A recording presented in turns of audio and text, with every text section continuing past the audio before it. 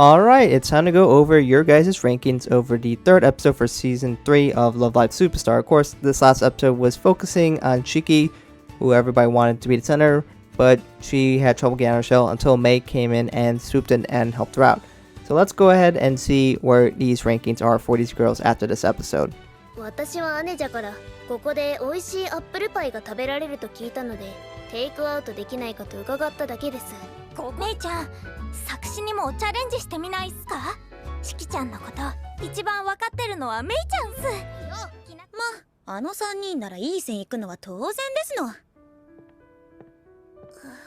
何？いや、新しいリエラという意味でニューエラですよ。学校のマスコットの？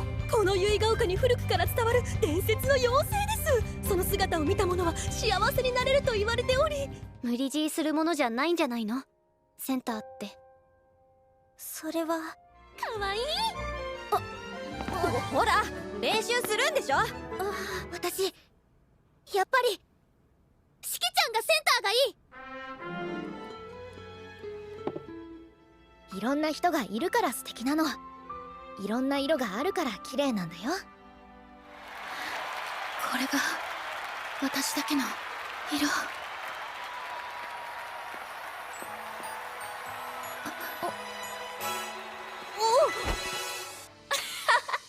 それでもいつもの式の魅力をみんなに知ってもらいたいんだ。 So here are the full rankings, same deal as before, yellow's good, red bad, and you can see that of course the winners will be Mei and Shiki, and that's no surprise, that's what I was expecting, but it's nice to see the actual results and see it realized. I knew what scenes I was going to grab for Mei and Shiki. I just had to grab those scenes because those are kind of the pinnacle of the episode, and it really shows, was really nice to see. So of course Mei is getting first, and you can see why. She got the most second place votes and the least amount of 9th, 10th, and 11th place votes. So that culminates to a very, very good ranking. Shiki got the most first place votes, and that helps her out a lot, but granted she did not win. But she did get first place overall through the 26 through 30-year-olds, the older demographic for a lot of these viewers. Third place goes to Kano, not a big surprise, she got the most third place votes, and in general does still pretty well. A lot of people still like her, still the second most first place votes. She just didn't win. She didn't play a big part in this episode, but people still tend to like Kano, therefore she still does pretty well. Fourth place for Chisato, she did have a bit of a notable role in it, where she's the one who suggested Shiki should be the center, and you could see that, yes, she got a bit of an inspiration from Kano, and we'll talk about that later, but overall she did pretty well. She got the least amount of 10th place votes, but overall you could see that she's still holding decently well. Then we ended in 5th place, not much has changed for her, and then Sumida is in 6th, Ren's in 7th, falling off of quite a bit. Then 8th place we got Cuckoo. She does well with the young people, that's pretty much it. She's kind of turned into more of a comedic relief gimmick kind of character at this point, as she's just kind of in the background and she hasn't done a lot, and I don't know, hopefully she gets more than just being a goofy gimmick character, and it could be fun and stuff, but there should be more there. Now that's me. Next episode, look forward to more about her development with Tomari, which is also in 11th.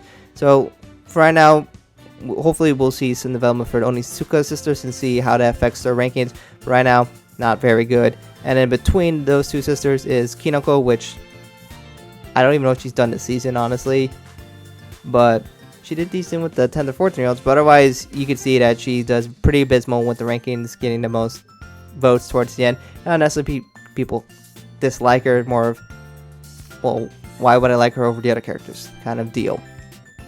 I'll say for me personally, this definitely helped a little bit more my feelings towards Shiki, because she hasn't done a crazy amount beyond doing the gimmicks of using her robotics and her technology. But seeing this other side of Shiki was nice. It definitely helped boosters Mei, even though I really like Mei. But it's like, yo, Mei is such a good friend. She's like a bro, kind of. And that I definitely did appreciate a lot to see that. But I was definitely really happy with this episode for multiple reasons. But of course, there's still the fact that Kano kind of in the end was a bit of the solution. Not really. But we'll talk about that soon. And here is the results for every episode so far. So you can start seeing some trends. As you can see, Kanon stays popular regardless of the episode. Kinako not doing very well, Natsumi doing pretty bad, and Tomari, one blip of an episode so far where she wasn't getting absolutely decimated. And we can start seeing Ren, for example, is moving back. She was in 3rd, now she's in 7th. And Mei got quite a big boost, but the question is, will it stay that way? Anyways, this is what we got so far. We still have Kano being overall 1st place. Suma and still pretty popular 2nd place, but moving backwards as she hasn't done much in this season. But we'll definitely pay attention and see what the trends emerge over time.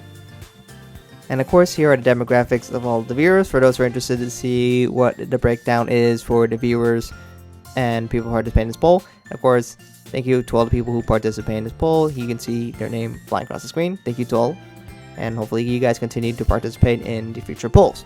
So now let's go ahead and discuss about some of the comments. So some people definitely said they really liked the episode, especially with Mei and Shiki. Some people said they weren't crazy about Wien because she was yelling a lot, and some people said this made them like Shiki less.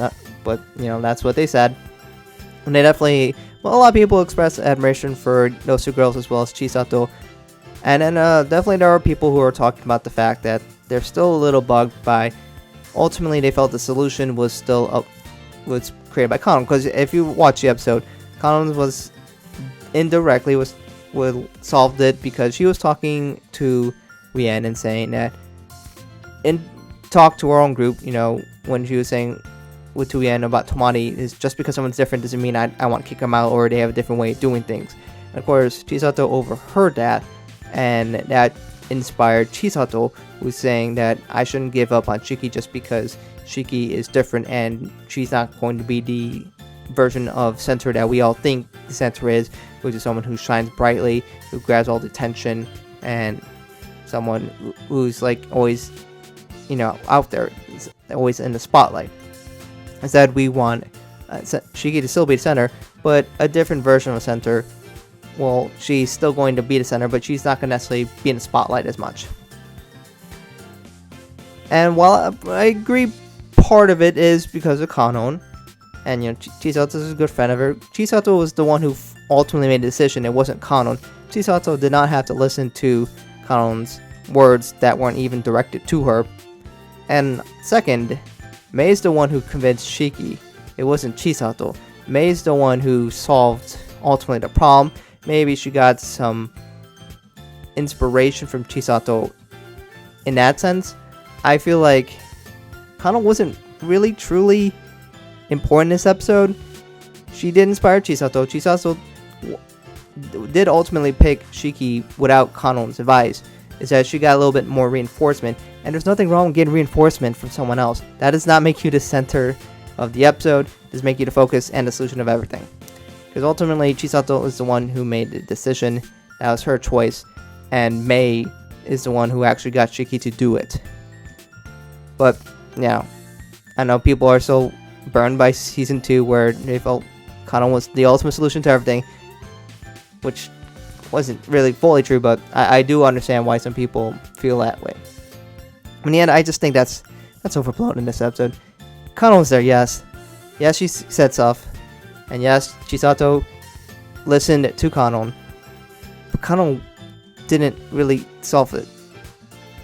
And I don't even know if it's that important. So ultimately, I guess you could have not had Kanon solve it, I guess. I don't know. But it really wasn't that big of a deal.